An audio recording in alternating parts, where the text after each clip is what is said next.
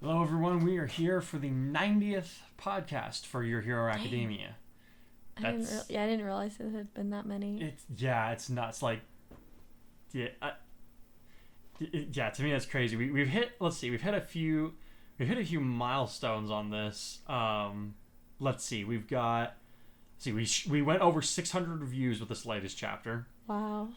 Let's see. We've got 727 people following, and this story has 675 favorites. I was gonna bring up how many art pieces I've done for this story, but I lost track of it, honestly. I'll try. Do that. Save that for Instagram. Yes, I'll save that for. I'll have the number. I'll try to have the number by the 100th podcast. All right. If I can do that. But for right now, we're going to go ahead and jump into the reviews. I think we've got like 4 reviews to get through this time. Alrighty. So let's go ahead and start with Zap Games. From Archive of Our Own this time. All right. I find it interesting that some of his friends still can't accept that he genuinely wants to stop fighting. I think that's the real him, the one that's gotten tired after dying and coming back twice and having had suffer so much. I think the fact that he's trying to find something worthy to pass his quirk onto is proof that it's the original him, and throughout the story, he's had times of doubt and weakness before. Well, I'm interested in how the story will continue. I feel that Izuku, Akarui, and maybe a few others won't accept Kai retiring and that their attempts to try and fix him might result in a worse outcome. I mean, yeah, there's a reason the teenagers aren't psychologists. Yeah, It's about all I can say about that. Yeah, well, that's some solid. It is a pretty solid line of thought. Into his character. Yeah. I mean, genuinely, Kurai is just like, stop asking more of me. Yeah, he's like this world has taken so much from me already. What more do you want? People change. People do change. Yes, this is true. He's been put through the ringer more than enough to justify some pretty drastic changes. Yeah. I would say. But all right, thank you, Zap Games, for your review. Mm-hmm. Let's see. Right, next Atomical. Yo, what? Yo, what? Huh? A record of reactions. Signed, your favorite. Also, a very interesting idea that this Kurai may not be the real Kurai. I like that. Only question is, how would they get the real Kurai out? Shenanigans, that's how. Thanks for the review, Atomical. All right, Joe Clone. Man, this was something. Weiss and Akarui is a pair. I did not expect to have such an interesting dynamic, but you made them work together. Honestly, yeah, that was fun. Like, it's not like it was one of those things where it's like I realized that the situation would call for it, but I didn't really think about it in advance as to how these two characters would play off each other. But I started writing the scene, and it just seemed to flow really well. So I'm glad that other people are enjoying this as well. Good to see Winter, too. Now, if only Crow would show up. Madara Kayaba. You had to, didn't you? I kind of did. I know. I don't know why he does these things. He's just weirdo. I feel like you've wanted to do a Naruto SAO crossover in the past, and it's only now that you've brought one idea from that grave. Honestly, no. That has never occurred to me. No, because I think we were so over SAO by the time we even found Naruto that that's actually never occurred to me either. That would be a weird combination. I mean, you could definitely do it, but yeah. No, that's not a crossover that holds any interest to me. Seriously, it made me cringe about as much as Ida. Yeah, I honestly kind of low key. I wanted an excuse. I wanted to give Ida an excuse to more or less make fun of Kurai, like even just for a moment. Mm-hmm. Everyone's disguises were very creative. Mina's was definitely hardcore, getting Blake to actually cut her horns off. Gosh, I can't. The last moment at the end was super cute, though. Yeah. Akarui is definitely the VIP in this one. He gets best lines. Blonde Kardashian had me rolling. Now, I think that since you've chosen Shoto, he's likely not going to accept it. Because, one, everyone in 1A knows One for All is and its heavy responsibility. And 2, Todoroki has got enough baggage in his own family to deal with. Yeah. That's a good point. Now, no, I don't see him taking it. Though I do like how desperate to get rid of himself the power... how desperate to rid himself of the power Kurai is. I just know it's going to come back and knock some sense into him again. I mean, yeah, you guys are gonna have to wait and see how this. I have to agree with you, dude. We always it's a solid line of reasoning that he's using. He and I frequently have similar lines of thought. Yeah. And I was just thinking, like, oh my gosh, if I was in Todoroki's place, I'd just be in Kurai's place, I would be like, get this thing freaking away from me. I'm so done. Yeah, that's like basically like it's kind of impressive that he's showing the restraint that he is at this point, because like honestly his first instinct is to start ripping his hair out and just pass it to somebody, but he's trying to be smart about it. You know, like thank his upbringing and his relationship with Akarui for that. He knows he has to think these things through. Yeah. I guess I'll go ahead and say my theory because I can't wait. I believe that the Kai Kurai's seeing is actually future Kai inside of One for All. The one future Eri is talking to, and the one that died doomed in the doomed timeline. Why do I think it is this? Simple. The quirk is called One for All, not Two for All. Just because there's 2 wielders now doesn't mean the quirk itself is duplicated. True or not, we shall see. Happy writing, Mataris. He's got some pretty well thought out theories there. I'm impressed. I'm not going to answer whether or not you're correct yet. You're going to have to wait and see how the story plays out. But those are pretty solid theories, I have to say. Yeah. Let's see. The Todoroki bit will be more or less answered in this next chapter here, but we'll go ahead and get through this last review so we can get onto the chapter. All right, silly Kira. Can I just say before I get started, this is the Akarui content I have been waiting for. Oh, just wait, buddy. You're seen anything yet. You are going to enjoy this upcoming chapter, sir. Oh, man. Now, I was not expecting to see Winter in the story, but her placement and involvement here and now makes sense. It also sounds like we'll be seeing her again sometime in the future. The War with Liberation Army, perhaps? While the whole interaction was interesting to read through, my biggest question now happens to be just what is Akarui going to do with all that money and the schematics he's apparently about to get his hands on? Might we be seeing some new support items for our heroes in Class 1A? Could do. Brief side note, I really, really liked how you handled Weiss in the opening scene. She sees the sense in what's happening, but she's also holding her own convictions now instead of just parroting something that's been fed to her all her life. She's truly developed her own sense of right and wrong through her own experience, and I think that's awesome to see.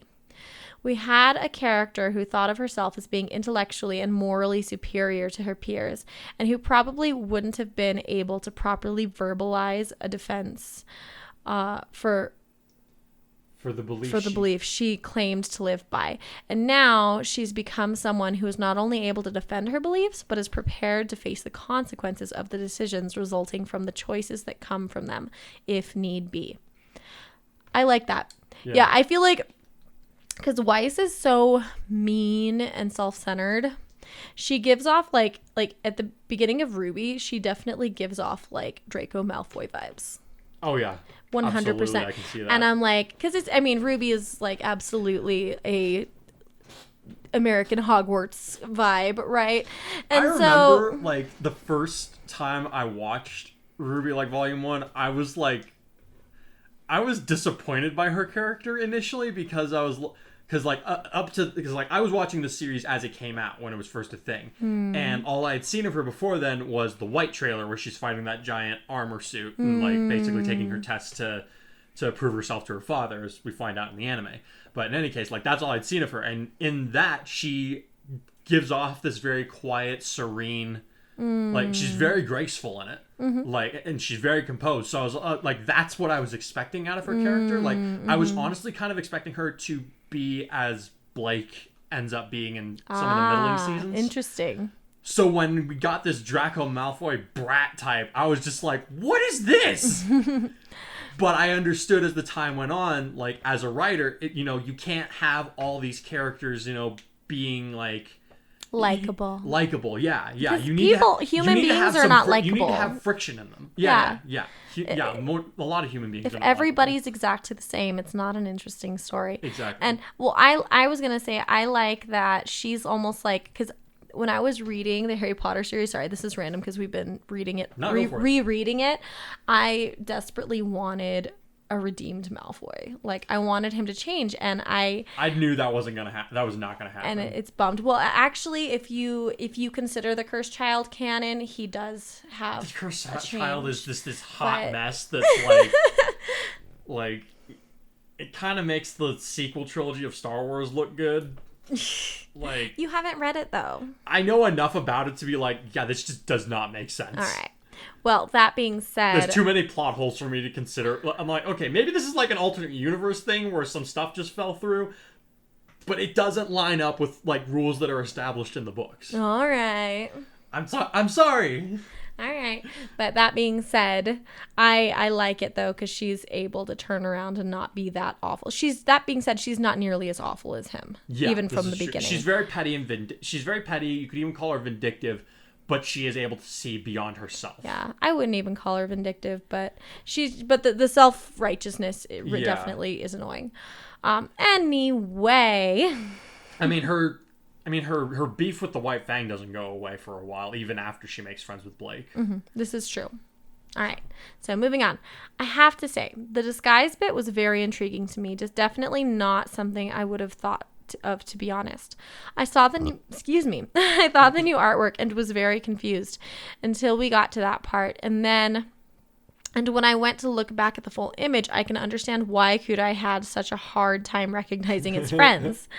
To be fair, Deku, Uraraka, and Akarui were easy enough to recognize, but Eri and Mina looked so different to the point that I definitely wouldn't have recognized them unless someone had told me exactly who they were.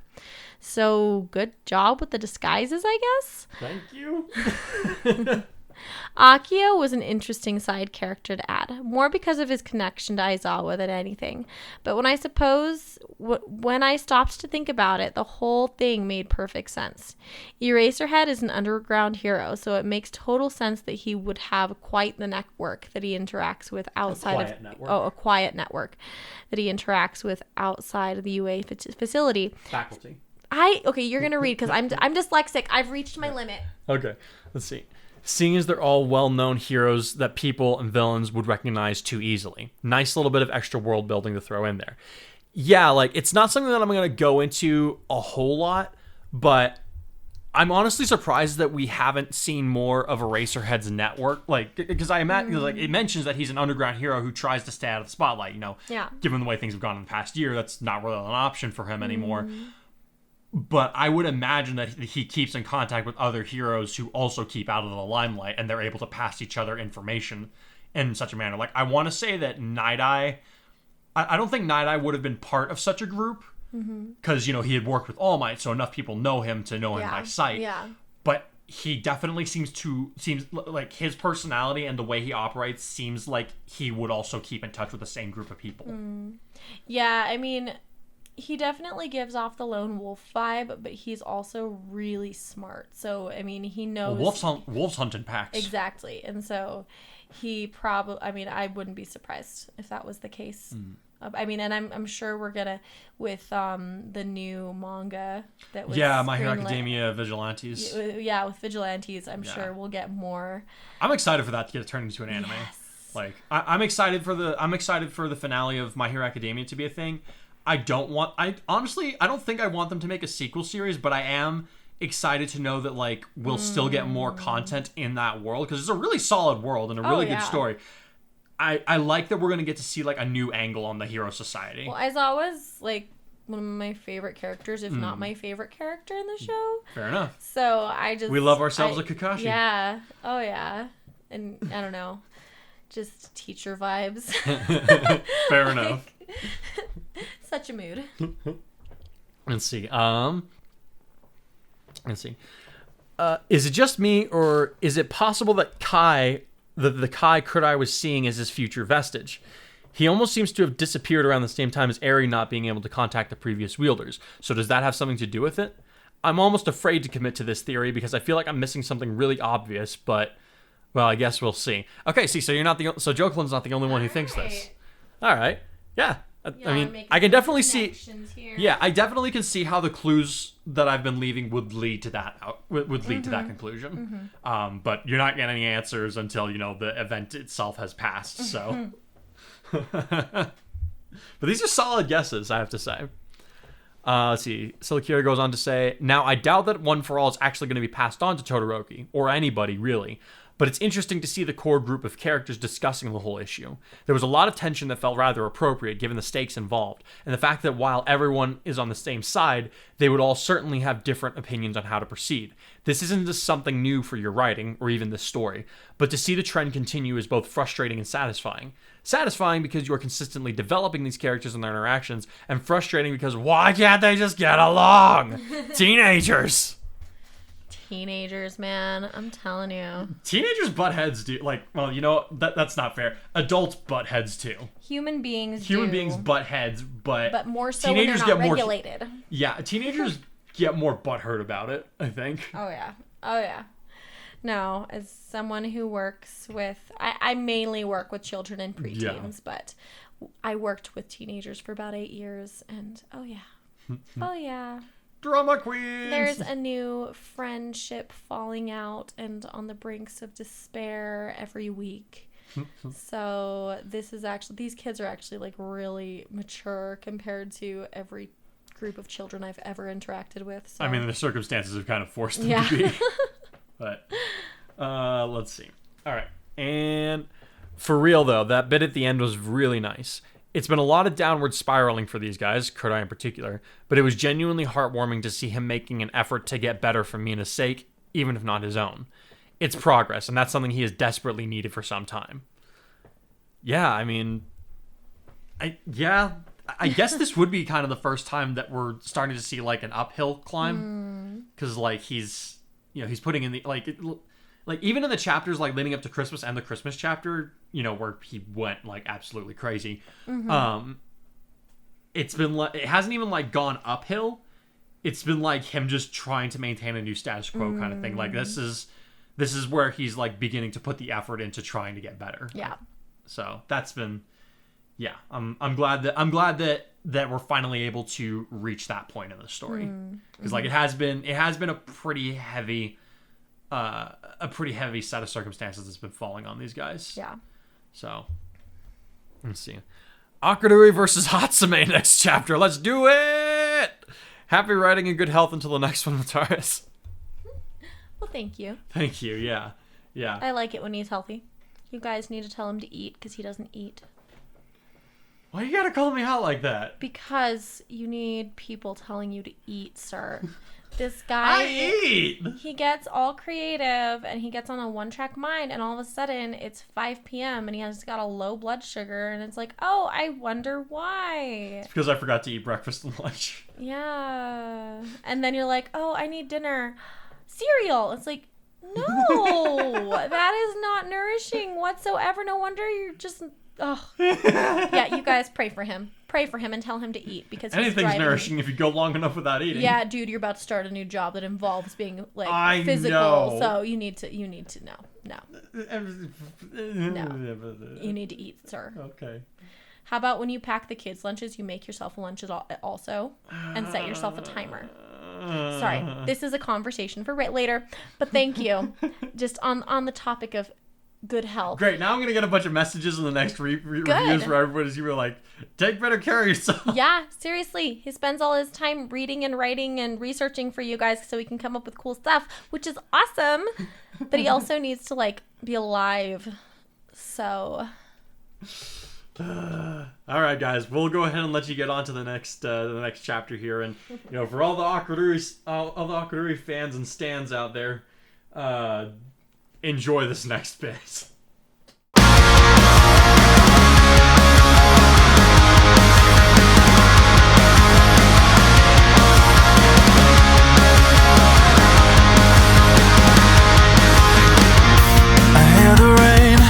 start to fall as it turns to a pour. We're here again in this storm, but we've been here before. I see the street signs wanting, telling me that I have no other place I could go. Feel like I'm stuck in motion, can't find balance, I'm living in a vertigo. Everything is nothing like before. I've tried to hold it together, clinging on to memories I swore that I could hang on forever, but the end of the road wasn't far. I let go and I suddenly woke in my bed, rubbed the haze from my eyes. I've always hated goodbyes. In the absence of a brother. Kurai yawned, making no effort to conceal his boredom as he sat in the classroom that was dedicated to learning self-control methods and other coping mechanisms for whenever he and the other patients made it out of the hospital and back into normal society. It was all things he had learned from the time that he was young, having needed to keep control of his emotional state at all times, as to avoid sending his quirk into overdrive. So far, he had learned nothing new in the 3 days that he had been put in Itomori, and he wanted something more stimulating for his mind to focus on. Guess having a hero career like I did turned me into more of an adrenaline junkie than I thought it would have, he thought wryly as he stretched his arms over his head. At this point, I'd kill just to have my first one-on-one counseling session. Something you have to say, Kayaba? Asked the counselor who was leading the class. Yeah, Kurai replied, once again making no effort to hide his mood, this time being annoyed. He didn't like Shinki, who seemed to view the patients as people who should have known better than to do whatever landed them in Itomori in the first place, leaving it to people like him to teach them the basics of acting like a normal human being. You're boring and I have nothing to learn from you. Mind if I duck out early? Shinki's face darkened, but he kept his tone level as he answered, These lessons are for your own good, Kayaba. You'll have to sit through them like everyone else, and it's only 30 minutes out of your day. 30 minutes I'll never get back, Kurai snorted. Seriously, I've sat through these same lectures since I was a kid. You don't have anything in your lesson plan I don't already know about, besides which impulse control is not the problem I need to address. Considering the circumstances that brought you into the care of this hospital, I don't agree with your assessment, Shinki replied. You lost control of your quirk, did you not? The phrase, lost control, gives way for a person to blame their sickness for the actions that they take. Kurai shot back as he lowered his arms and narrowed his gaze. You and I both know that on some level, people choose to give control of their actions over to their illness. What you teach in here is how to train oneself out of that victim's mentality so they at least know that their actions are their own going forward, and not to blame it solely on a chemical imbalance in the brain. Making a vague gesture at the patients around him, many of whom were now looking angry at him, he went on to say, A lot of these guys are here because they want someone to tell them that it wasn't their fault, that they had no control over themselves. They're the ones that need to hear this lecture. This is a discussion, not a lecture, Shinki started to say, but Kurai was already shaking his head and laughing softly. Then why are you the only one allowed to talk? He snorted. Look, I already know that I'm the one responsible for getting me put in here. I don't have anything to benefit from sitting here, and if that's not enough to convince you, I'll just have to keep being a disruptive influence for the rest of the class. And what benefit does that get you? Shinki grumbled. I won't be bored, and everyone else will be getting the same thing out of this lesson that I am. Kurai shrugged. Big fat nothing. So you'll hold everyone back with you, the counselor shot back. Doesn't seem very in line with a former hero student. Part of Kurai's cover story as Madara was loosely based on the truth, such as the part that he was a former hero aspirant suffering from PTSD. It's not, Kurai answered with mock cheerfulness. Being concerned about others constantly is what landed me in here. Maybe it's time to flip the script, start being a little more selfish. I don't know, but that's my point. I need help figuring out what new ways to look at my situation, not looking back at the well-trodden road that got me here in the first place. The only help you'll be getting is back to your room if you don't sit down. Sounds good to me. With that, Kurai stood up and left the room without a backward glance, much to the frustration of the counselor. He also happened to be on the receiving end of several looks of continued irritation, though there were a few among the patients that found themselves admiring his determination to stick to his narrative, correct or not. That night, Kurai sat alone in his room, his stomach in knots as he tried to work out the lump lodged in his throat, to no avail. He hadn't been able to get any food to sit well, so even though he couldn't bear the sight of a full plate, his stomach was still complaining about having nothing in it. He had been told off by Dr. Kentaro over the phone for disrupting the counseling session, but he had refused to concede that he was in the wrong. In the end, the doctor was forced to agree that they would make better progress at this point with solo counseling as opposed to a forced group participation, though he was warned that he would be expected to go back once his new counselor had decided he was ready. None of this had really bothered him, and truth be told, he had simply woken up in a bad mood that would not leave him, no matter how hard he tried to focus on other things throughout the day. Being forced to sit through Shinki's lecture hadn't helped anything, but it wasn't the primary reason for his unwillingness to cooperate with the hospital staff that day. Despite his best efforts, his body started to shake, and he felt his eyes burn as tears escaped into his sleeves as he pressed his brow against his folded arms. Throughout the day, he had been able to hide his encroaching sadness, but now that he was alone, he couldn't hold it in anymore. The truth was that before he had died, he had been looking forward to this day for quite some time. He had thought that it would be a day full of smiles and laughter with his friends and family.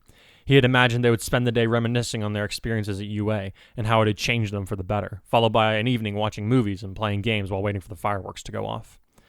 As he tried to control his crying without success, he could hear the dull booming of the pyrotechnic shows that were beginning all across Japan, bringing in the sound of the new year. In years past, those same sounds had always signaled the beginning of a new celebration for the Hogasha family.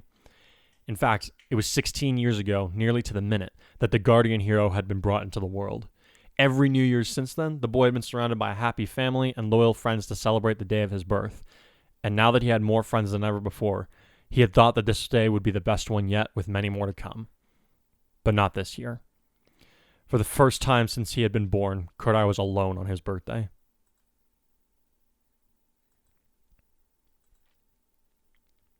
Akarui rubbed his eyes as he leaned away from the computer screen he had been staring at for the last 5 hours without pause, only now becoming aware of the headache that had been building up in that time. "If there's a God, please send me a coffee," he grumbled as he shut his laptop and wiped at his running nose before looking up at the cloudy sky from the bench in front of the teacher's dorm. His fingers were numb from the cold, and his jacket had proven insufficient at warding off the winter's chill of January's beginning.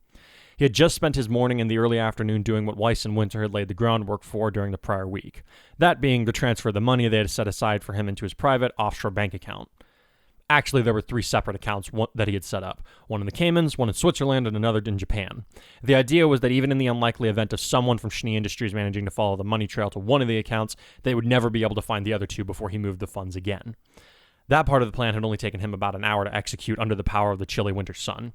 The real hard part had been breaking into Schnee Industries with data vaults in order to download all their prototype schematics onto his private server while covering his tracks, and the Schnee sisters' involvement. There had been more projects in development than he had been led to believe, both under the categories of what the board of directors had access to and what Jacques Schnee kept close to his lapel.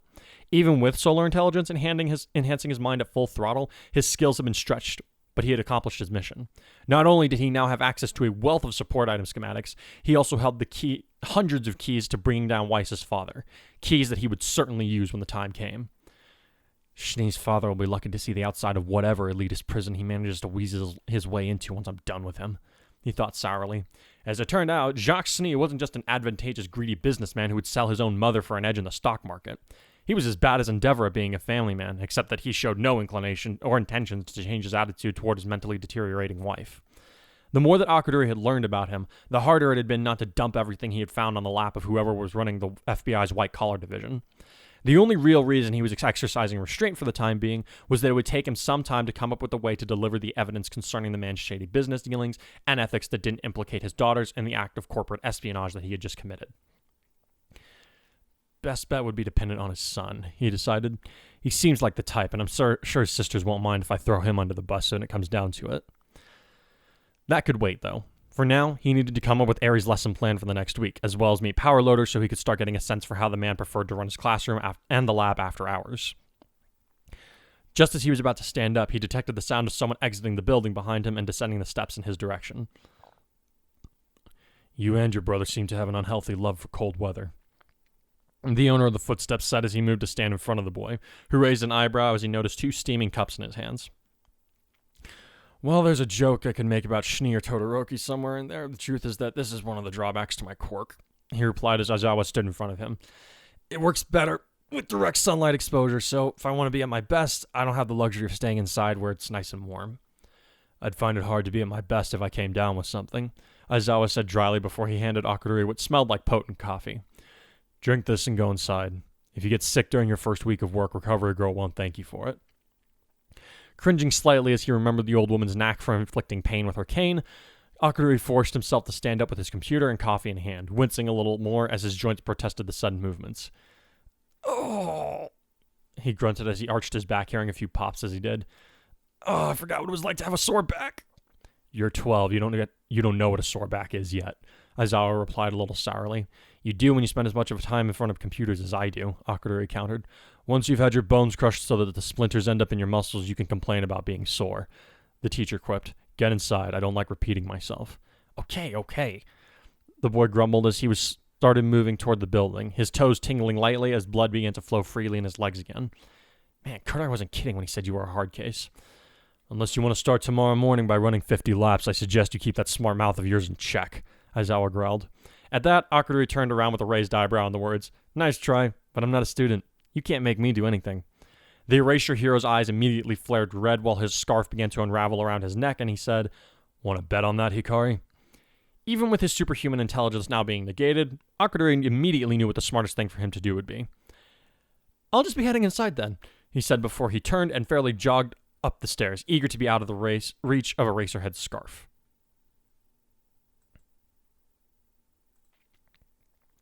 Less than a week back into the school semester, and Akarui met his first real challenge as a guest instructor at UA. Hatsume, I don't care how you argue the merits. You're going to be forced to stand there and build the model according to the specifications I detailed, or I'll give you a failing grade for the assignment, he muttered as he stared up at a girl with pink hair and unsettling yellow eyes. But that leaves no room for creativity or ingenuity, she complained, even as the other students in the class worked on their projects as had been assigned to them by the boy genius.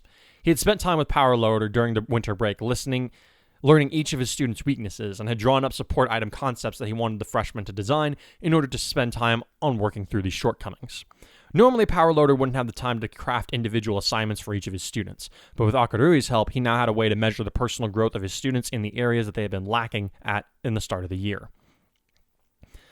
Hatsume's test had been the easiest to create in concept, but getting her to follow through with it was proving to be the hard part. It wasn't that Akarui had known that she would challenge the idea itself. It was simply that she was proving to be a lot more one-track minded than even he had predicted she would be. Creativity is an important part of the design process, but it's not always up to the designer to decide what goes into the final product, he said flatly while Hatsume leveled a major pout at him. If the client has a specific way they prefer an item to work, then you are not at liberty to make any changes, even if they would improve the design. That's how you lose clientele and credibility. When you have your own support lab, you can call the shots, but you're never going to get there if you don't exercise an ounce of self-control once in a blue moon. Hatsume's project had actually been laid out for her in its entirety. From the schematics to the necessary materials, she had everything she needed to make a pair of support gauntlets designed to absorb impact recoil whenever the user struck a hard surface. Her assignment was simply to follow the instructions as they had been laid out and assemble the gauntlets. The catch was that Akarui had implemented various flaws in the design on purpose. Nothing that would damage the tech, just make it perform at a suboptimal level. He figured that she would catch them, but he wanted to see what she would do about it. She didn't seem to take criticism very well, something that every designer needed to be able to do in the professional world, so he hoped to challenge that trait sooner instead of later. I'll lose credibility by producing junk-level tech like this, Hatsume now shot back, causing Akarui's cheeks to turn a little red. I can make a baby that'll fly circles around these things. Fly into the sun, you mean? Akarui replied dryly before shaking his head in the negative. Also not the point. No one is disputing that you can make a better product than the one you're being told to make. What has yet to be seen is if you can listen to anything other than your screaming ego for more than a minute. In the end, the pair ended up arguing so long that Power Loader just kicked them both out of class for the day.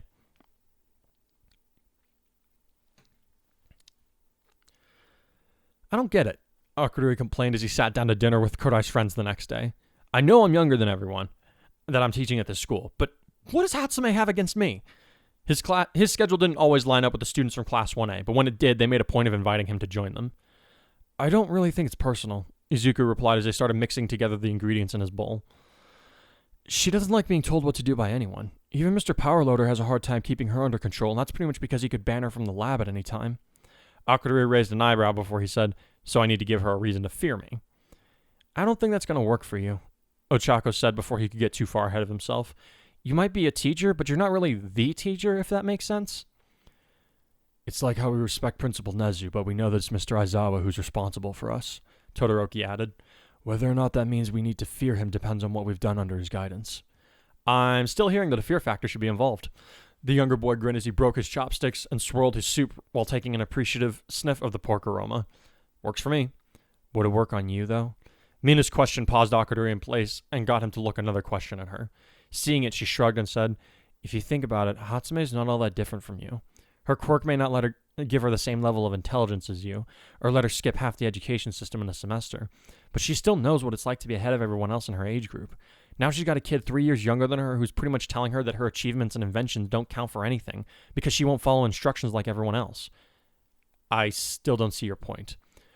Would you be where you are if you had just followed instructions like everyone else and not reached higher?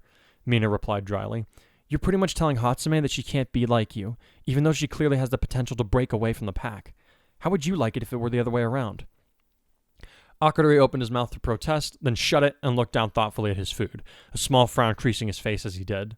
The expression was so similar to his brother's when he was wrestling within himself that it caused a lump to form in Mina's throat and forced her to look away so that Akarui wouldn't see the glimmering in her eyes. While the others lacked such a strong reaction, the similarity of the younger boy's bearing did cause the other students to feel the absence of their friend more keenly for a moment. Seeing the troubled expressions on their faces as he looked up, Akarui cleared his throat and decided to change the subject. I heard that Class B is getting some new transfer students, he said as he scooped up some noodles with the sticks. They're from the same school as Rose and the others, right? That's right, Ruby said as she leaned over from her table with a giddy expression on her face. Team Juniper's supposed to be here tonight. I can't wait to see them again. Settle down, sis. Yang chuckled as she grabbed her sister up before she could fall out of her chair. I know you're really just excited to see Uncle Crow. Duh. I take it these guys are friends of yours? Todoroki asked Weiss, who shrugged uncertainly. I'd certainly consider Pyrrha a friend, she answered. Nora and Ren are agreeable enough, I suppose. Then there's... Jean. Jean, Todoroki repeated. Don't let Weiss give you the wrong idea, Yang said before her teammate could begin a tirade. He's a dork who happened to have a thing for her, and it just took him a little while to take the hint. Other than that, he's really just a harmless goofball. If he's harmless, what's he doing in the hero course? Akarui asked through his first bite of noodles. Well, it's kind of one of those things where you don't judge a book by its cover, Ruby piped up with a grin. First day I met him, he and I both got lost wandering around the school campus looking for orientation. He got picked on a lot, so quite a few of us were wondering what he was doing in the hero course too. But it turns out if you put him in a fight, he'll turn into an almost different person. Quick thinking, aspiring to his teammates, not half bad with his quirk and combat skills. That last part is entirely owed to Pyrrha, Weiss sniffed. Fair. Yang agreed. What's this about your uncle coming with them? Blake asked curiously. Actually, our dad is coming too. The blonde American answered with a slightly more rueful grin. Apparently, since so many of us Second Amendment kids are here, Professor Ozpin decided it'd be better if UA had a little extra help keeping an eye on all of us. And they picked your perpetually drunk of an uncle to do the job, Weiss asked dryly, catching everyone else's attention anew. He's not always drunk, Yang protested. Buzzed, sure, but not always drunk. Dad'll keep him in line. Ruby shrugged before adding in a lowered tone. I hope. Alright, now I'm really interested to meet all these people. Akarui grinned. If your dad and uncle are pros coming to work with the school, I'll probably end up working with them on the new security measures I'm developing. Yeah, Yang chuckled before she said, our dad will probably work with you however you need, but don't bet on Uncle Crow doing anything he doesn't want to. Noted, Akarui sighed. At least this coming semester won't be boring. Mina frowned before she muttered, What, an imminent attack from an army of villains isn't exciting enough for you? Well, when you put it like that, the younger teen grumbled. Glancing around, he then asked, Anyone seen Big Airy? She's with All Might right now, Izuku answered quickly. He's showing her some finer points and controlling her quirk. He had also been training rigorously to master Energon with the help from Akarui, Mina, even some letters that Kurai had sent his way. He tended to stick to using the quirk to enhance his physical abilities over producing lasers, though he had been replacing his regular use of the Delaware Smash technique with small bursts of power from his fingertips that produced a similar effect with less effort on his part. Has she been able to manifest any of the other powers that Hikari was able to dig up? Ochako inquired. Over the last few weeks, ever since they had been gone on their trip to Nabu Island, Akarui had been working with All Might to recover whatever information that they could about previous users of One for All and the quirks that they had possessed. In addition to Black Whip, there were supposed to be 5 other powers that Eri would be able to use, in addition to the raw physical power of the quirk, as well as her own rewind ability. We were able to find out about the powers of everyone but the second and third guys, Akarui informed them. After a moment of consideration, he decided to add, Well, I had some information on the third guy, but nothing solid due to the uncertainty of the times and the fact that he and the second user were some kind of leaders in an underground resistance against All for One. They tend to keep to themselves as much as possible. What did you find? Izuku asked a little impatiently. His curiosity was only natural, given how the quirk had once belonged to him, and he had been the one to discover that there were other powers that could now be used by whoever held it. It still felt strange to talk about One for All so openly among his friends, but he did have to admit that there was something to be said for the truth setting one free. There's Black Whip, Float, a levitation quirk from All Might's master, then Danger Sense and Smokescreen, which are pretty much what they sound like. Akarui rattled off. The third guy may have been able to move at superhuman speeds, but we couldn't find any details on how the quirk itself functioned, or even that it was super speed. Whatever it was, it seemed like the quirk was kind of inconsistent, because there were a few records I was able to dig up about battles that he was probably in, and it seems like his speed wasn't always able to help him out of a bind. The last part all sounded pretty vague, Blake commented, which got Akarui to make a face at her. It was over 100 years ago, and like I said, these guys were trying to stay hidden, he grumbled. This is all before quirk registrations, so I'm having to piecemeal a trail back from the fourth users known as associates to try and get a clearer picture of what was going on back then. It's a poor workman who blames his tools, Weiss spurted, causing the boy to shoot her a glare in his turn. Let's see you follow a century-old trail through the modern dark ages before you start throwing shade, he shot back. You wouldn't be able to find your way to your internship without a smartphone. Forget a metaphorical trail with no physical form. We need to focus on what we can do now to learn about the quirk's hidden abilities, Izuku said, trying to bring the conversation back around to his original topic of interest. Has Eri been able to manifest anything like that or the other quirks we talked about? No, and for some reason the vestiges aren't talking to her like they used to, Akarui sighed. She hasn't had any trouble using the physical aspects of the quirk, but none of the secondary abilities have manifested as of yet. Any idea why that would be? Ochako asked, looking concerned. I have a couple of theories that I've already discussed with her and All Might, Akarui admitted. The first is that in the future, even though Shigaraki couldn't acquire One for All itself, Eri mentioned that All for One's doctor may have started experiments to take out the secondary quirk factors that had become integrated with the main ability. How they would do that, I actually have no idea, which is a rarity for me. That said, it may not have worked at all. Why is that? Todoroki asked. One for All is a crystallization of power that continues to accumulate even to this day, and even if we didn't realize it until recently, the quirks that lay dormant within it are a part of that compiled power, Akarui answered quickly. If Shigaraki had been able to extract even portions of that power from within the quirk, I think it's reasonable to assume that such extractions would have weakened One for All. But from what I can tell, Eri's version of the quirk exceeds Midoriya's in terms of physical capabilities.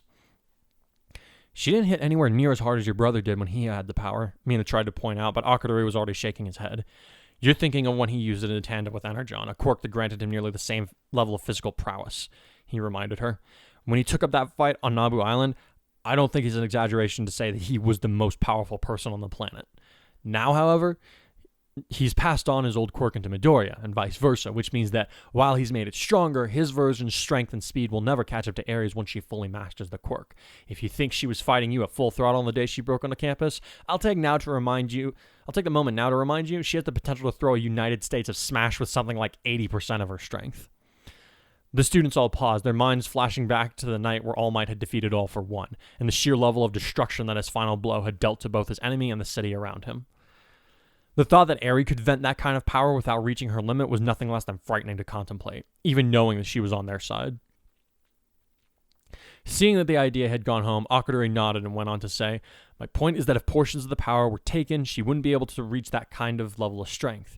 Right now, she has to use Rewind at the same time as the strength of One for All in order to keep her body from being blown to pieces, which actually leads me to my second theory. He proceeded to marshal his thoughts under their expectant gazes before he said, All Might never manifested the secondary quirks because the vestiges within had not yet grown strong enough to contact him, except in very brief visions when he was younger. When his power was added to the potential within Midoriya, the vestiges were able to make more solid contact with him. Kurai hasn't said anything about seeing the fragments of the past users, but then he's been actively avoiding using the quirk, so I can only guess when I say that he could probably speak with them if he wanted to. Still, since Eri could talk to them pretty much whenever she wanted before now, I'd wager that he'd be able to do the same, were he so inclined. Didn't the vestiges in the future have something like 10 years of working together and waiting for the right vessel to come along? Todoroki pointed out. That may have something to do with their ease of contact. Maybe, Akarui conceded. You're right, that could be a factor. However, we do know that it was easier for Midoriya to see them than All Might, and even though we kind of have to skip over any potential data we could glean from my brother, I think it's safe to assume that the trend continued. And if that's the case, you'd think that learning how to manifest a secondary quirk should also come easier with each new wielder. But that hasn't proven to be the case. You think something is blocking her? Mina guessed, to which Akarui nodded again. I think the fact that she was already born with a power may have something to do with it, he told them. When One For All evolved within Midoriya, it may have only done so because not only had All Might allowed it to grow for so long within his quirkless body, it had a brand new fresh start to keep growing and evolving without the impedance of another quirk already occupying its host again. Another way to look at it might be that One For All didn't have to keep feeding strength to both the original quirk of its host and the vessel themselves. It was free to amass power at a steadier rate, as well as refine its own unique properties. The others all exchanged looks when he was done speaking, most of them looking thoughtful. It made sense, they supposed. Only Izuku was frowning as he said, "The only thing that doesn't make sense to me is why the vestiges would suddenly stop talking to her. Even if you're right, and their silence has nothing to do with her being unable to use Black Whip and the others, why won't they speak? When the first user had reached out to me, he said that he wanted to show me more, but wasn't able to do so because I couldn't use enough of the quirk to let him do so." "What's your point?" Akarui inquired. "They, or at least he, had more that he wanted to say to his successor," Izuku answered, still appearing troubled as he did. "They have plenty of time to do that right now, don't they? So why won't they help her?" "Who knows?" Akarui shrugged. "It's not like we can..." "Oh."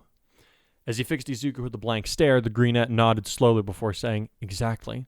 If my vestige exists within Ares One For All, I can't think of any reason why I wouldn't be doing everything in my power to help her learn about our enemy and master our powers." "And she said that Kurai's vestige named her as their chosen vessel," Mina recalled. "He loves that kid, too. Before he came back to life, which is how he says his vestige appears to her, he'd do anything to help her." Izuku's right. There's got to be something more going on with One For All than the past users just suddenly getting shy because of a rewind quirk. "Wait," Akarui said, shooting straight up in his seat and startling the others. "That might be it." "What might be it?" Yang asked, looking askance at the now wide-eyed boy. "Her original quirk," he told them. One For All enhances quirks way beyond their original capabilities, remember? Eri was able to reverse things on a temporal scale. From what we know of the original quirk, it only works on living things, right? Time isn't alive, I think. Gonna have to log that one to research later. Wait, no. Back on track. Point is, what if One For All is enhancing it even when she's not trying to use it? What if Rewind is turning back the clock on All Might's quirk to a time before it could communicate with its host? The others were now exchanging looks of alarm at his latest musing. "That could be problematic," Todoroki said, being the one to put the feeling into words. "Without Hikari to use the quirk, if Ares One For All vanishes, who could possibly fight Shigaraki when he returns with All For One in his grasp? We'd be right back to where we were in Ares' future." "Kurai already has plans to pass the quirk along," Akarui said with a quick shake of his head. "He thinks it's too dangerous to leave it in his hands with his current mind frame being the way that it is, and I don't necessarily disagree with him." "He's already selected a successor?" Weiss asked, looking surprised. "We all talked about it when we went to visit him in the hospital before we each went to our work studies," Izuku confirmed.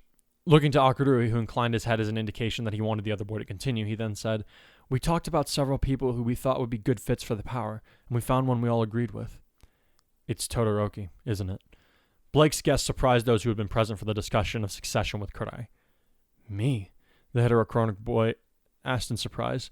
"Why would I?" "Eri mentioned in her recounting of the future that you were one of the first people they thought of to wield One For All," Blake replied with a shrug when no one else spoke up to correct her. "Your power combined with All Might's would be pretty much unrivaled, and you're friends with Hikari. He trusted you with his life after all. That, and you know what kind of hero you're going to be. That kind of self-assurance is necessary for someone wielding that kind of power, isn't it?" She addressed the last part to Izuku, who nodded slowly in response. "All Might gave me the power because he saw my resolve in action even before I had any powers," Izuku told them. "We've all grown here at UA, and Todoroki is no exception to that. As a past wielder myself, I feel confident that we're right to choose him." "Guys, Todoroki had a look of shell shock on his face as he tried to contemplate the enormity of what was being offered to him. "I don't know what to say." Akarui was stunned as he realized the other boy's face now closely resembled his brother's when he had seen him at the hospital. "You don't have to say anything right now," Mina hurried to assure Todoroki. "Take your time to sort out what this means to you, okay? It's not like Kurai can pass the power on to you right this minute. And if you decide that it isn't for you, Kurai has agreed to find another successor." Hearing this, Todoroki visibly relaxed, but seeing it stirred up a mixture of feelings for Akarui that he hadn't realized he had been repressing. His whole life, ever since he had realized that he was different from others, even in a world filled with superhuman abilities, he had strived to keep an eye on the bigger picture, to keep track of all the stakes involved in the decisions that he made. In all honesty, he had always envied Kurai's ability to keep the grand scale in mind while still being aware of what his immediate actions would do to those closest to him, something that he himself had only been able to do in rare moments. Now, seeing Todoroki practically recoil from the enormity of One For All's legacy, did he finally have an inkling of what had been plaguing his brother for all this time? The weight that he felt was crushing him. He had understood the concept, even the consequences, of what having One For All could do to a person's life, as evidenced by Kurai's actions and present situation. He had attributed much of his brother's personality changes over the last year to his near-death experiences and his relationship with Mina, as well as his time at UA in general. He thought that he knew his brother's mind better than anyone else, but now he realized that his objective gaze had been too broad, too concerned with the bigger picture that involved the rest of the world to really understand the burden that had been hurting Kurai's soul even before One For All came to reside in his flesh. When he had rejected the notion of receiving the power, he had done so with a cold logic, never even considering that his rejecting it meant that someone else had to bear the burden. In this moment, he could see for the first time what the weight of the quirk's identity could do to a person's spirit, and even their sense of self. Kid, are you okay? Akarui shook himself when he realized that Mina had been addressing him so that he could answer. Yeah, why do you ask? You're crying. Huh? Reaching up, Akarui touched his cheek and was surprised to feel his fingers come away wet. Huh. What do you know? Giving Mina a shaky smile, he said, I guess this robot does have feelings. The girl's cheeks flushed purple, but before she could say anything, Akarui stood up and told them, I'm going to head back to the teacher's dorms. I've got assignments to grade. Kirishima can have the rest of my dinner if he's hungry. With that, he turned on his heel and left the room as quickly as he could without running. When he was outside, he did run. He ran as fast as he could, dashing at his eyes every few steps, trying to stop the flow of moisture from escaping beneath his eyelids, but to no avail. He dashed past a group of students who tried to get his attention, but he made an excuse and kept going. The faster he ran, the harder it got to see, but he didn't care. He couldn't stop the feelings of confusion welling up inside of him now. His uncle's death, Tensei's retirement, his own paralysis, his father's death, his mother's imprisonment, his brother's death, even his maddened resurrection. None of those things had caused him to break down like he was so close to doing now. Each time one of these challenges had come into his life, he had known what should be done and what he could do to make it happen. Everything he had done to help the greater good. Even making Kurai a new arm out of Tensei's engine parts had been a calculated move, since one hero could no longer help anyone, while the other had the potential to do so. Now, he still knew what needed to happen and what he could do to affect the change. But now that he had seen the potential consequences that his plans could cause, he found himself questioning his own thought process for the first time. How many Kurais am I going to create if I keep going like this? He wondered as he rubbed at his red eyes, no longer even sure that he was heading in the right direction. How many Tenseis will I leave forgotten in the dust? Even as he was finishing the last thought, he slammed into something and fell backwards onto the snow with a hard grunt. He heard a couple of wet crunches come from in front of him where he had struck the object, and he soon realized he had not hit a thing, but a person. Going somewhere fast, Pipsqueak, the gravelly voice said as the crunching stopped less than a foot away from him. Sorry, Akarui mumbled, scrubbing at his eyes, trying to dry them before he showed his face. I couldn't see very well, and I have an appointment to keep. An appointment to keep, the voice chuckled. Kid, life's a lot easier if you keep your appointments on your hip where you can reach them. This was followed by the sound of a flask opening and the smell of a strong liquor. Crow, this kid is way too young to keep your kind of appointments, said another voice, followed by the sound of more footsteps approaching. This one was more friendly and assuring as the owner said, Sorry about my brother-in-law, kiddo. Come on, let me help you up. I can get up on my own. Akarui grumbled as he made one last scrub across his eyes and forced himself to stand up and look at the newcomers, for they were, in fact, strangers to him. Who are you two, and how'd you get onto UA campus? The first speaker, a man with black hair and silver flecks, gave Akarui an annoying type of smile before he took a swig of his drink and chuckled. You get a load of this tough guy, Tai? Remind you of anybody? The second person, a muscular man with blonde hair that seemed familiar and bright blue eyes, reddened and growled, If you say me, I swear on my mother's grave. I was going to say Yang, but hey, if the shoe fits. Damn it, Crow! Wait, Crow? And Tai? Akarui repeated, his gaze switching back and forth between the two men rapidly, the similarities finally starting to click in his head. As in Tai Yang Xiaolong. That's us, Tai grinned, another familiar sight on an unfamiliar face. I take it you know my girls? Yes, sir, Akarui nodded. I heard you guys and some other students were supposed to be getting in later tonight.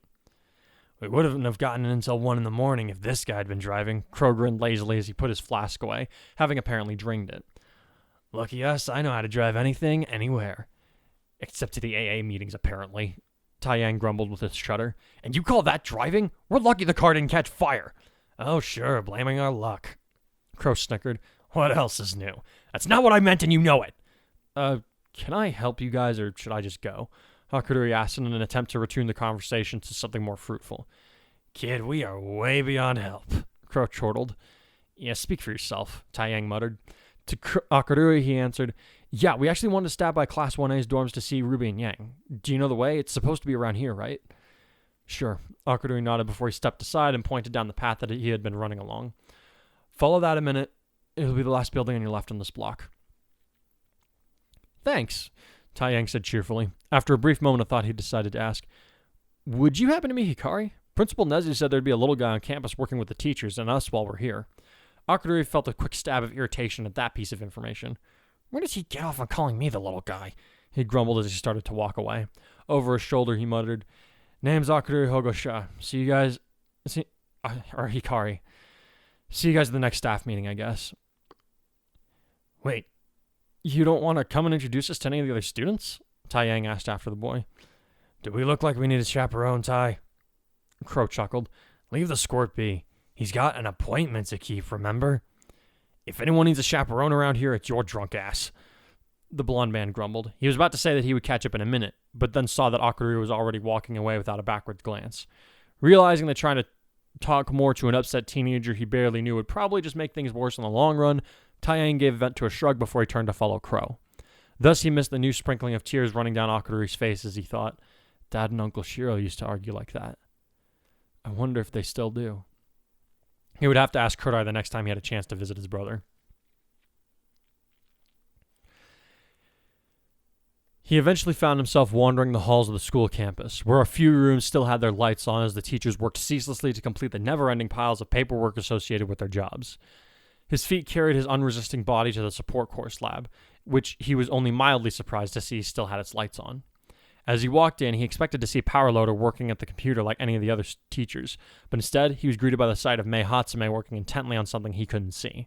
She was humming to herself, somehow in rhythm with the sounds of her power drill working on metal, and didn't seem to notice him at all. Deciding that he'd rather not have to deal with her eccentricities for the time being, he made to leave. He was stopped when he heard her say, Your dingy gloves are in the junk pile. Akarui paused in place, not sure if she was actually addressing him or if she was mistaking him for Power Loader. You wanted those hunk of junk support items made before tomorrow, right? The girl said, continuing to work without looking up from her current project. They're done, but I just couldn't bear to put them with my other babies, so I put them in with the other things that Mr. Power Loader throws out on Monday. Right, Akarui said slowly as he stepped into the room, heading for a small pile of broken items that were sitting next to the teacher's desk. Keeping an eye on the girl as he walked, he decided to ask, How'd you know it was me? Only the staff come around during this time of night, and your footsteps didn't sound like any of theirs, she said in a frank tone. When you spend a buttload of time in one place, you learn all the little tricks about it. And here I was under the impression the only thing you ever paid attention to was your own work. Akarui said tonelessly as he spotted the gloves that he had designed. Well, it is the only thing that really matters to me, but I've also had to tell when Mr. Power Loader is going to hit me over the head for not listening, she admitted. So I got kind of good at listening for stuff out of the ordinary. You done looking at those things yet? I haven't started. Akarui grumbled. Well, make it fast, she told him, further surprising him with her abruptness. I want to recycle those parts into something that I won't feel disgusted about touching. This coming from the girl who didn't bathe for like 2 weeks before going to the school festival. Akarui deadpanned. I'd rather go a month without a shower than make something that nasty ever again. She tossed over her shoulder before letting out a small squawk of alarm as something sparked in front of her. Without looking over from his inspection of the gauntlets, Akarui asked, Do I want to know? It doesn't need a fire extinguisher, so that's a no. Her silence was an answer enough, so Akarui refocused on studying the gauntlets he had designed. To his surprise, she had followed his instructions to the letter, although there were a few dings and scrapes in the materials that suggested some frustration had been put into them as well. Moving to the teacher's computer, he logged in and began the sequence to run diagnostics on the equipment to make sure that it would also function as he had intended it to. There was an awkward silence that stretched out for several minutes as the computer ran its program on the support gauntlets, with Akarui being unsure how to break it, or if he even should break it. Hatsume's way into her work, but damn if this quiet isn't weird, he thought as he drummed his fingers on the desktop, trying to fill the air with something other than the sounds of Hatsume's humming and tinkering. At long last, the computer announced that it was done with the scan, and Akarui let out a breath he didn't realize he had been holding. Quickly scanning the diagnostics, he was again somewhat surprised to find that the gauntlets had met his exact expectations. Sucks, don't they? Ah! Akarui yelped as he spun around to see Hatsume had been peering over his shoulder in silence. What are you doing? Waiting for you to see all the dumb stuff you could have fixed, she said blankly. I mean, really, a palladium core? What kind of idiot uses that for a power source? I seem to recall Iron Man making good use of the stuff with his earlier tech. Akarui grumbled. Besides which, the point wasn't to make a good gauntlet, it was to see if you could follow instructions, which it seems you can. Passing grade for you, congratulations. That doesn't mean much coming from a guy who wastes his quirk on something that dumb. Hatsume shrugged as she shouldered past him and snatched the gloves away from the scanner. Now that's done, I need these. For what? Akarui asked a little angrily. It had been quite a while since someone had genuinely insulted his intelligence, but it was still a good way to get his hackles up. I'm going to fix these things into something better than anything you've ever seen, she responded as she set the gauntlets down and started taking them apart with practiced ease. We'll consider your schematics a rough draft. You really think that was my best work? He sputtered.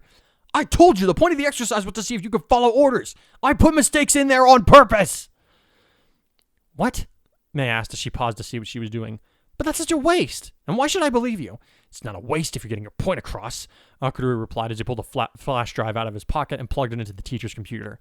And here is the proof that I am not full of it. Damn it, where'd it go? What are you doing? Hatsume asked as she looked at him like he'd grown a second head. Looking for... Ah! Found it! Moving quickly, he opened up the file he had been looking for and put it on the lab's projector. Feast your eyes and kindly take back your allusions to my lack of intelligence, if you would. He had managed to dig up his true designs for the gauntlets, as he had intended to have Yaoyorozu assist him in making them. Hatsume remained where she was, but her eyes were fixated on the board with rapt attention. Akarui recalled that her quirk allowed her to see things up to 5 kilometers away with crystal clarity, so her lack of movement shouldn't be interpreted as a lack of interest. For a few minutes she hardly blinked, and no words were spoken in the room as she studied the new schematics. Eventually she said, Not bad. Some of this looks similar to the Hikari guy's replacement arm. Kurai is my brother. Akarui deadpanned, his irritation back in full force. I designed that arm, which, by the way, held up against kinetic forces that rival or even surpass All Might's full power. I know what I'm about. Huh, Hatsume murmured, her eyes still fixated on the board. Shock absorption and redistribution, adds to the durability, lightweight, collapsible, to make it easy conceal carry, even when in civilian clothing, that's a high demand feature. Multiple focal points for energy release, so nice versatility. Not bad, but for someone who's supposed to be smart, you're missing something that every support item like this requires to function. If you're about to say power source, save your breath. Akarui smirked. If you got to look at my brother's arm, then you know I haven't designed this for just anyone to use. It's a specialized item meant to assist an amateur wielder of Energon. Huh? Hatsume finally looked away from the board, a confused look on her face. Did you hit your head or something? Your brother's no amateur when it comes to his quirk. I mean, I never pay attention to anything outside of the lab, but I've seen footage of him in action against villains. He's so good at what he does, he doesn't need any support items other than his arm. And he doesn't even need that anymore. Or wait, does he? Someone said his arm grew back when he got brought back to life, I think. Kurai doesn't possess Energon anymore, Akarui answered with a sigh. Remembering the story that Aizawa and Nezu had fed everyone so far, he told her, the villain on Nabu Island stole his power, but it proved to be too much for his body to handle, so he had to get rid of it. Unfortunately, in the middle of all the fighting, he ended up ejecting the quirk into Midoriya, who now has to learn how to use a whole new power. That's why I'm designing these to begin with. What? Hatsume shouted as she grabbed her hair in apparent frustration. That means all my hard work that went into developing all those babies for his costume don't work anymore? Not really? Akarui snickered, finding some amusement in her evident frustration after how much she had been making light of his intellect. He's keeping most of the costume the same, just asked me to help create some focusing devices for the energy release. The other parts are just something I added to make the gauntlets more durable and comfortable. Did you tell him you were doing that? No, why would I? Akarui stopped himself mid-sentence before he sagged his shoulders and grumbled. This is a trick question, isn't it? So it's okay for you to make stuff up as you go, but not me, Hatsume asked as she leveled a stern look at him. Tell you what, Hatsume, let's see you make a support item that's as good or better than mine, Akarui challenged her. We both come up with a piece designed to accomplish the same thing, submit it to a teacher for testing, and whichever design they favor will mark the winner. You win, I won't be in your hair, and I won't hand you over any more pointless exercises. Sound good? Excellent, Hatsume grinned eerily. Your baby's going to be eating my baby's dust when the time comes. What are we designing?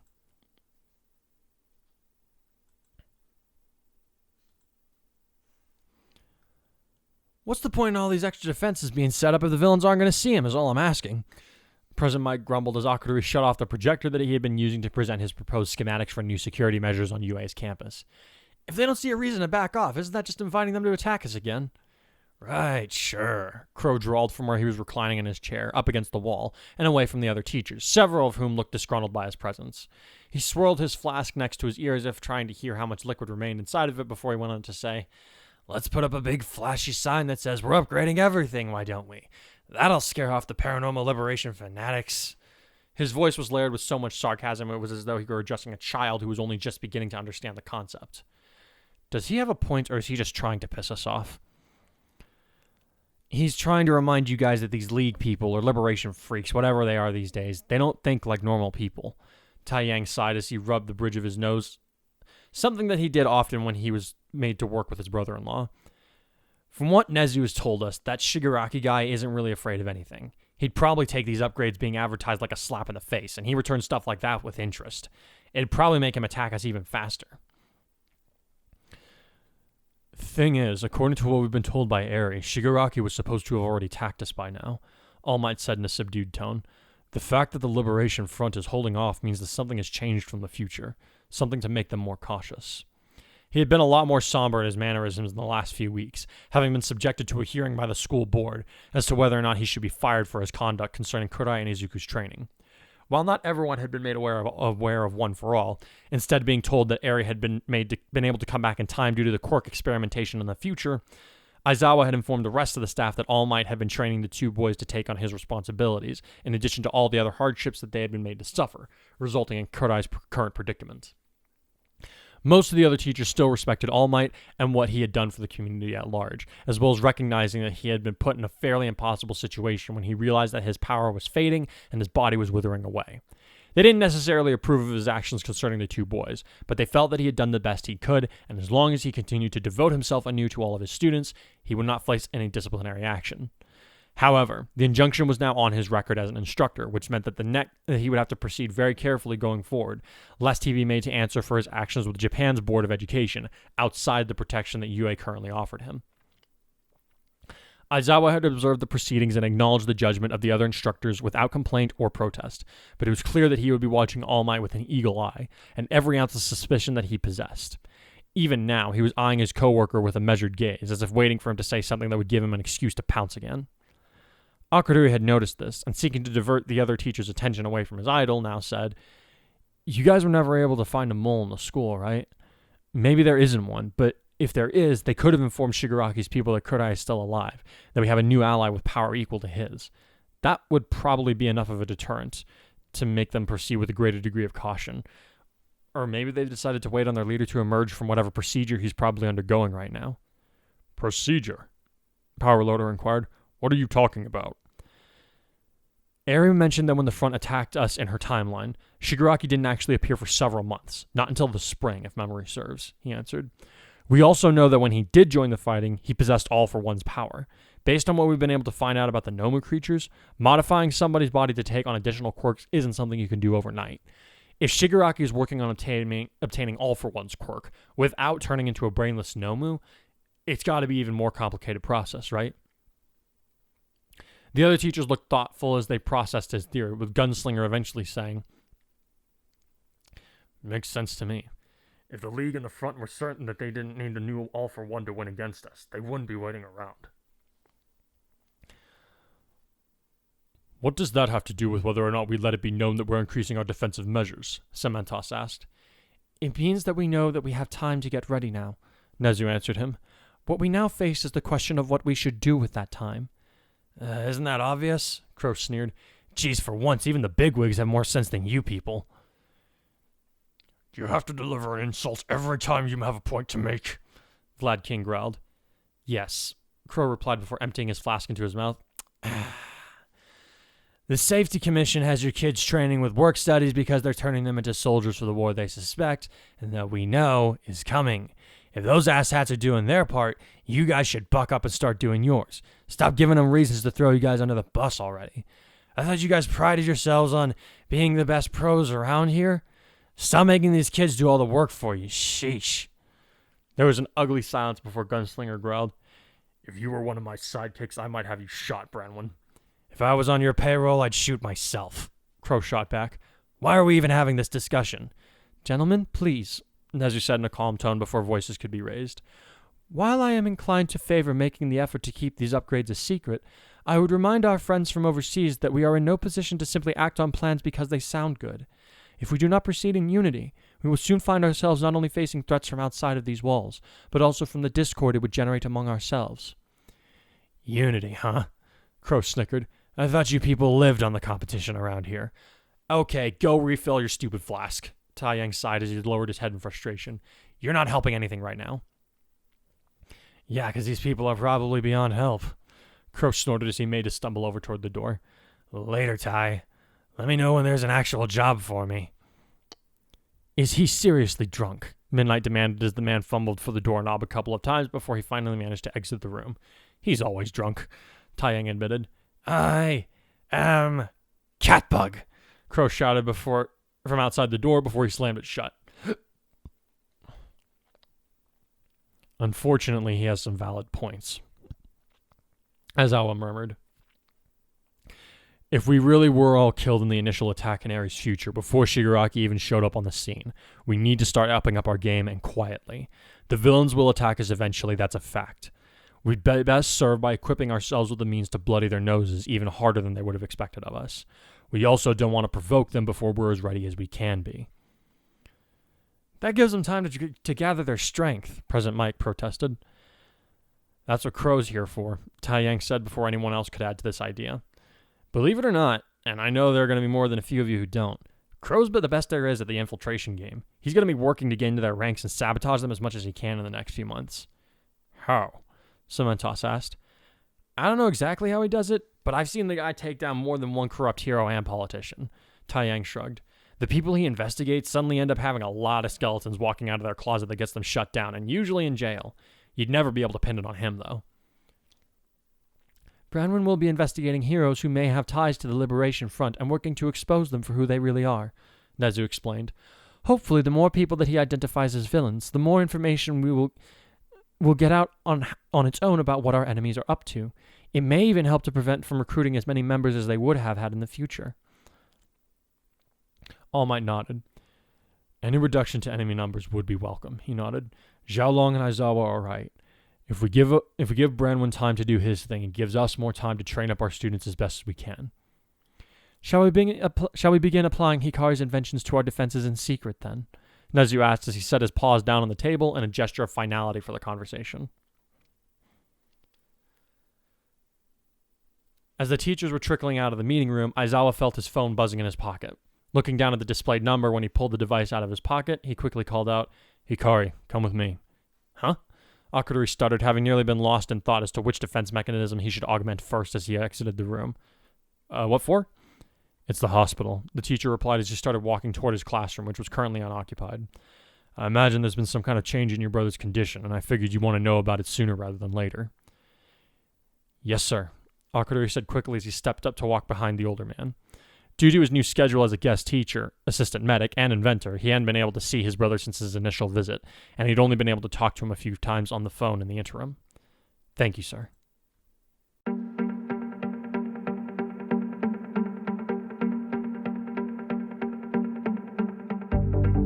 In the shadows I've grown, in my struggles I've shown, I'll never back down for anyone. You think that this is the end, I've just begun. Through my life I've been gentle,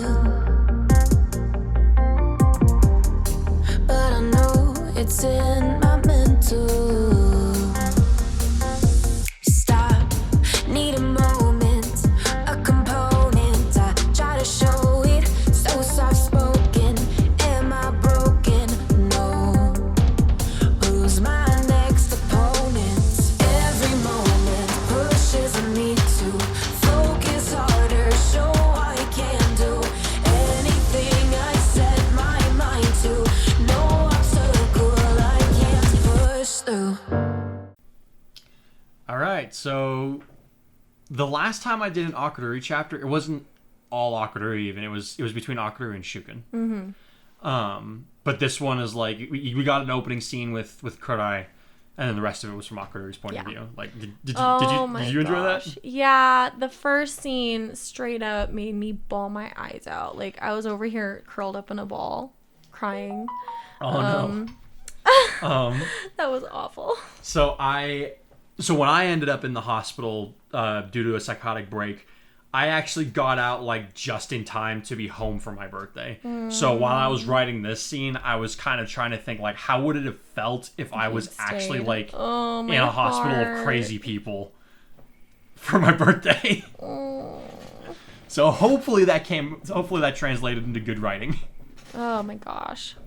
But yeah, so what's going to happen over the next couple of chapters is it's going to be the same period of time from two more points of view, that being Eri next, and then Mina will be the third time, and then after that we'll move on in the story. But each chapter is going to have at different points in time covering what Kurai is doing, so that way I'm not having to do a fourth chapter of just what Kurai's been doing the whole time. So just a little bit of new stuff for each for each chapter concerning the main character. And then from there we move into the faculty meeting? No, we start with Akarui. We start with Akarui committing corporate espionage. Yes. Our vigilante boy, officially. And him giving Aizawa backsass and learning that's not something you do. No, not at all. I was like, that scene needed to be written like really quick, because Akarui just has this giant ego. And even though Aizawa's not his teacher, he's definitely somebody who would knock him down a peg. And that was just so fun to write. Oh yeah, that was enjoyable. Like we have Aizawa being Dad Zawa looking out for Akarui, but at the same time, I was like, all right, listen here, you little shit. Yeah, well, he needs to. 'Cause that's the kind of parenting he needs sometimes. Let's be real. Yeah. Like, oh Lord, help my kids not to be like that. But I have a pretty good idea that's not the case. After that, we move into Akarui versus Hatsume, which is fantastic because, I was like, there's no way these two get along when they first meet. There's just no way that happens. And I love that, because she's smart enough to make him feel like offended and insecure when she insults his intellect. Yeah. Because I feel like if anybody else were to, like, say anything, like, he'd just be like, yeah, whatever, that idiot. And he'd give him some snarky comeback to one-up them.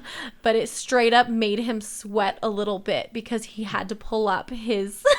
It wasn't that he, like, that comes later in the chapter, but yeah, he's sufficiently offended to the point where he has to, like, prove, like, yes, I'm not... He's like, how dare you? I love it. I love it so much. But yeah, I just love the bit where Power Loader was also like, okay, I'm not dealing with this. He kicks them both out of the class. Get out. You are both children. And, Akarui, he's a genius. But at the same time, he's also 12 years old. So I felt that, I thought it was important to include in the next scene when he's having dinner with everybody. He's just like, I don't understand what I did wrong. Yeah. Because, like, he is a child. Yeah.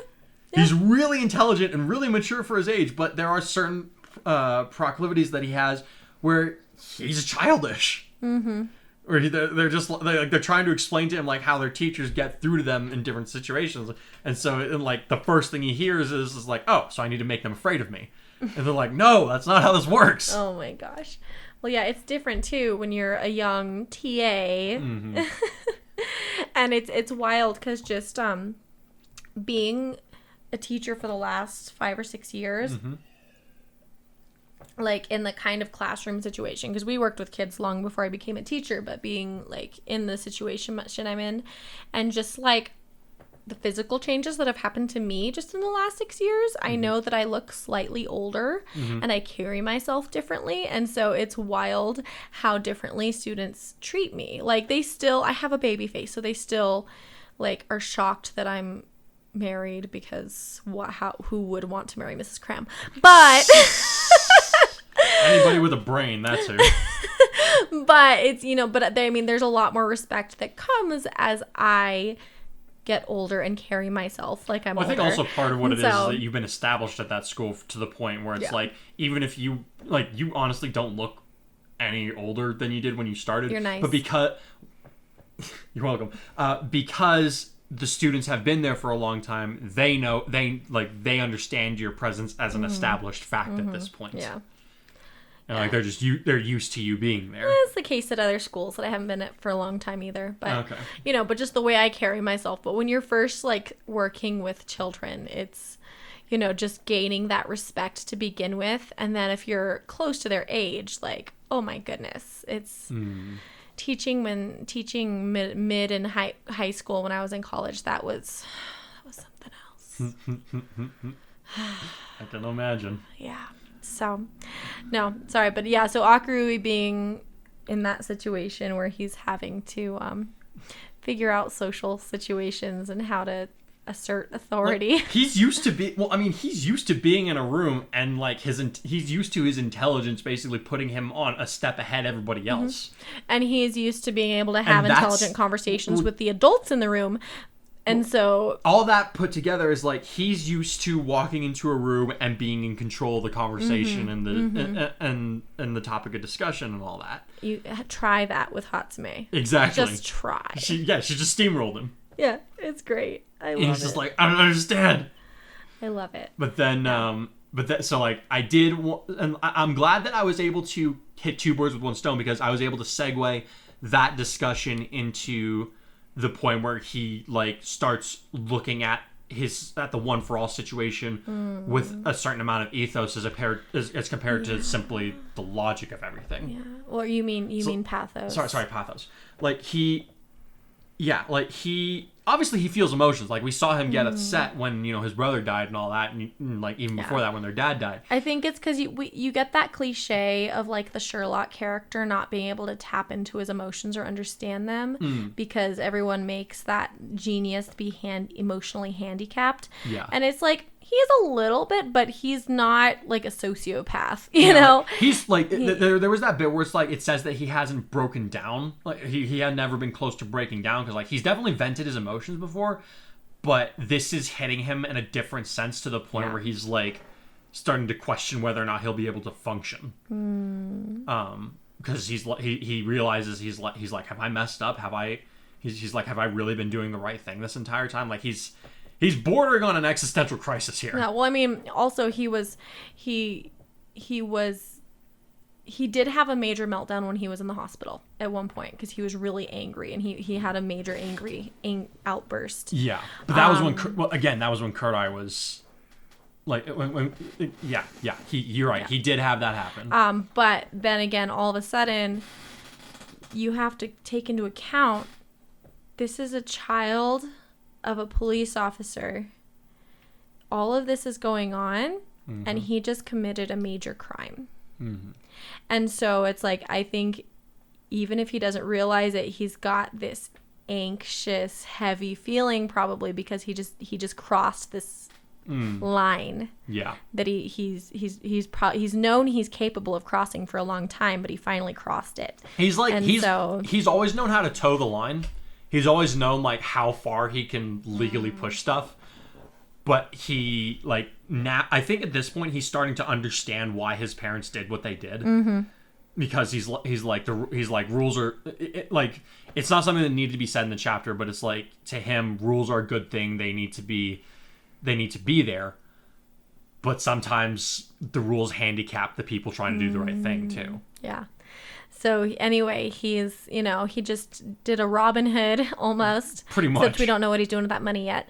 But it's like, I think he's also trying to ignore that guilt. And so now he's being forced to focus on these other emotions. Everything's catching up with him. Because like sharing with Todoroki and seeing the shock and horror on Todoroki's face. I wouldn't say horror.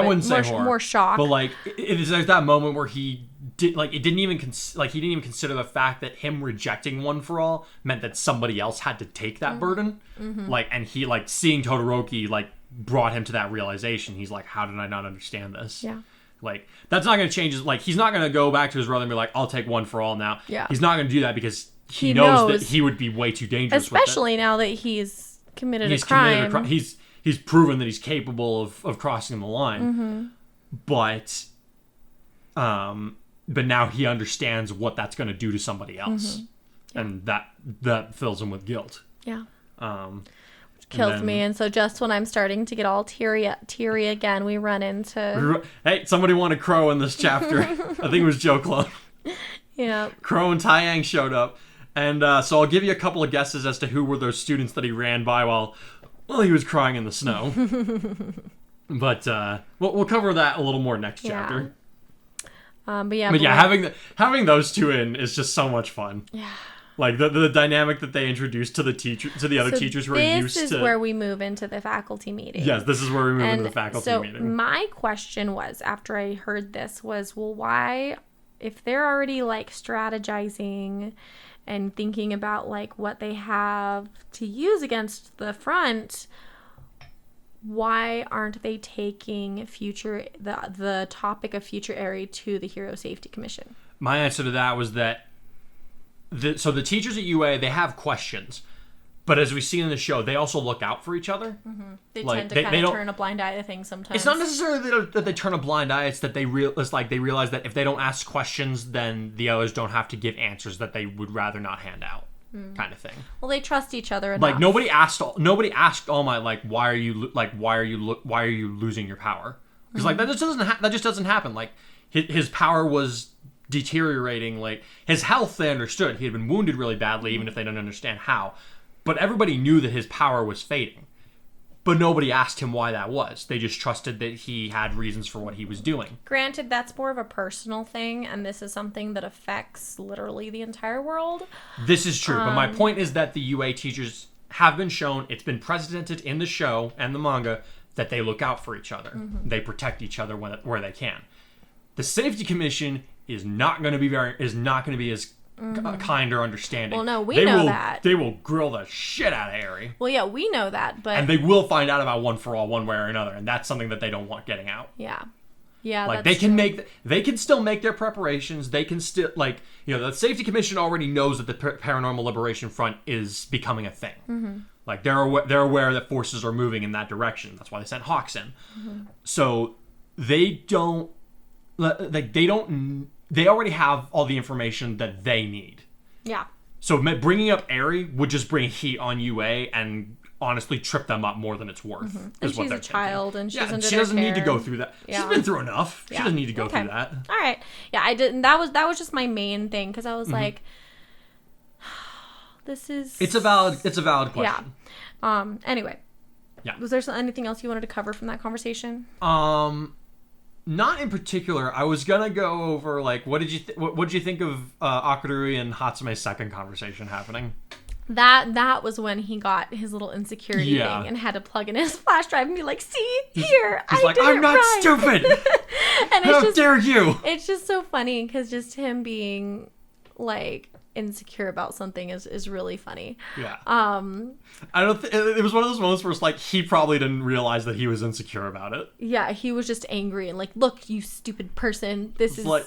Well, I think Mina kind of did it to him on accident because she's comparing him to Hatsume. Yeah. She's like, "Hey, this is another person who's like considered a genius, even if it's not her quirk doing it." So like in the back of Akarui's head, he's like, "She's a genius and she doesn't need a quirk." Yeah, he's got this inferiority complex a little bit here. Probably.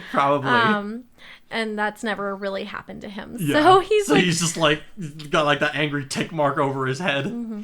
Well, it's like when you're the gifted kid that all of a sudden is surrounded by other gifted kids and you're suddenly normal. Like he's still much more gifted than the rest of them, but it's like it's a similar thing where it's very discouraging because I had, growing up, I'd be like, I do really well, and then as soon as I got pushed to the next class with the older kids, I'd realize, oh, I'm not that special. Oh no. Like, oh, okay. And then I'd get all insecure.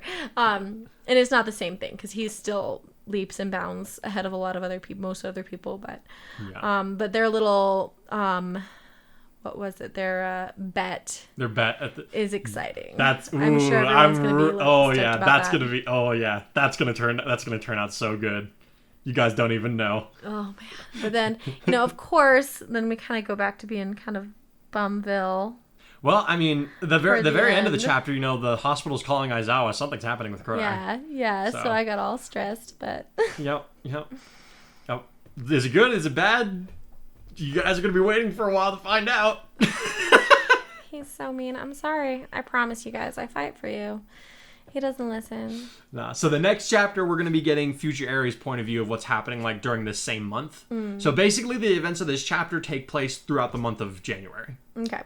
because Kurai's birthday is January 1st. And I honestly can't remember if the end of the chapter is like at the very end of January or like a week into February. I need to go consult my notes on that because it didn't really come up, but I feel like the timing becomes a little more important in one of the later chapters. So I need to go back and double check on that. I see. But, well, I think that's about it on my end. This